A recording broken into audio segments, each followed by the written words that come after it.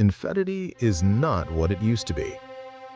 Once it was about bars after midnight, secret phone calls, and chance encounters in hotel lobbies. Today, betrayal often hides behind screens, notifications, and midnight messages from someone whose face you've never met. This is the story of how social media, apps, and digital psychology reshaped the very meaning of cheating. The line between connection and deception has never been thinner. And in many ways, it has never been more confusing. In the digital age, we swipe for love, double tap for approval, and scroll for meaning. But we also scroll for temptation. This is the new landscape of infidelity. Infidelity has existed as long as human relationships have. For centuries, betrayal meant secrecy, risk, and consequence. But digital culture changed everything. Social media platforms like Facebook, Instagram, WhatsApp, and Snapchat now serve not only as spaces for connection, but also as hidden gateways to emotional or romantic relationships outside committed partnerships. These platforms were designed for connection, connecting us with friends, family, and communities. But they also make it easier than ever to connect emotionally with someone other than your partner. And this kind of connection, even if it never becomes physical, can be just as devastating. Many experts now refer to this as emotional infidelity, a betrayal of trust rooted in emotional intimacy rather than physical encounter. But the digital twist is unique. You don't have to leave the house to have an affair. A message, a DM, a disappearing chat, and suddenly a secret world exists parallel to your relationship. According to recent data, nearly 57% of people admit to using social media to deceive a partner, and about 67% of intense social media users report that social platforms made them consider cheating. In other words, the digital environment doesn't just reflect infidelity, it cultivates it. Numbers don't tell you everything, but they show patterns. Recent surveys reveal that about 22% of married couples have experienced online infidelity in some form. And while not all of these involve physical encounters, what unites them is secrecy. About 74% of users say social media gives them an outlet to flirt in ways they wouldn't in real life. Nearly half of people think that staying in touch with an ex on social platforms counts as cheating, while many others still dismiss it as harmless. Snapchat, with disappearing messages, is a preferred app for illicit conversations. 23% of cheaters cited it specifically for covert communication. Dating apps aren't innocent either.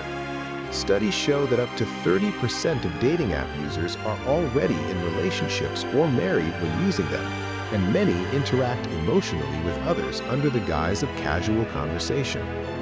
Are these numbers high? Yes, but they don't just reflect temptation, they reflect accessibility.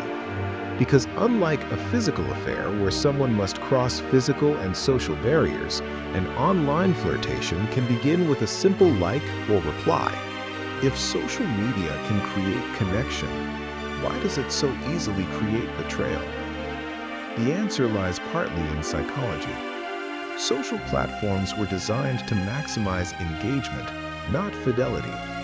They reward attention, novelty, and interaction.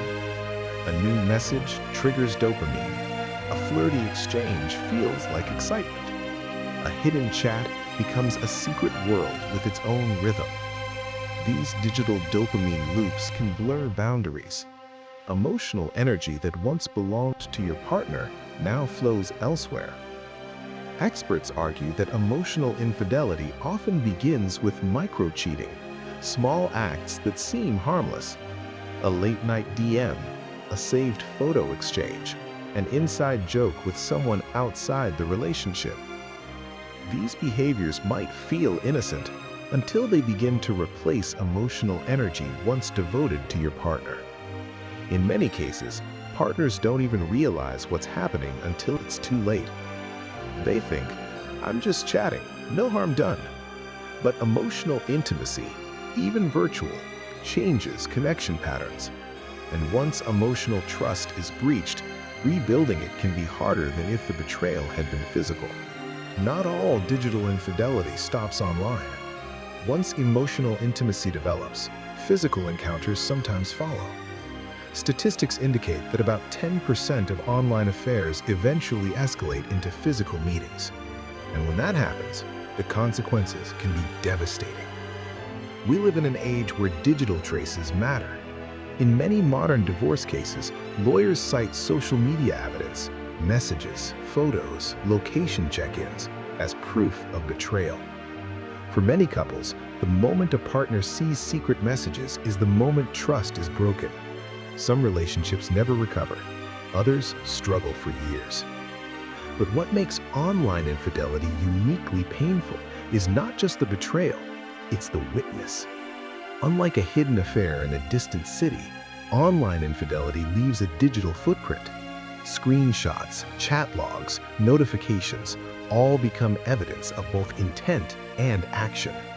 And once evidence is laid bare, emotional repair becomes an uphill battle. So, can a relationship survive digital betrayal? The answer is complex. Healing requires more than apology. It requires understanding the digital dynamics that enabled the betrayal. Couples who rebuild trust often begin with transparency, complete access to devices, shared passwords, open conversation about boundaries. But transparency alone is not enough. Partners must also reconstruct emotional safety. This means redefining what intimacy looks like in a world where digital connection is constant. It means setting clear expectations for social media use. And most importantly, it means communicating, not just scrolling. Betrayal, digital or physical, fractures trust. But with intention, accountability, and mutual effort, some wounds can heal. What once was broken can, slowly, become whole again. Digital betrayal reminds us of one fundamental truth. Fidelity is not just physical, it is emotional, psychological, and, yes, digital. In a world of screens and swipes, fidelity is not the absence of temptation, it is the presence of trust.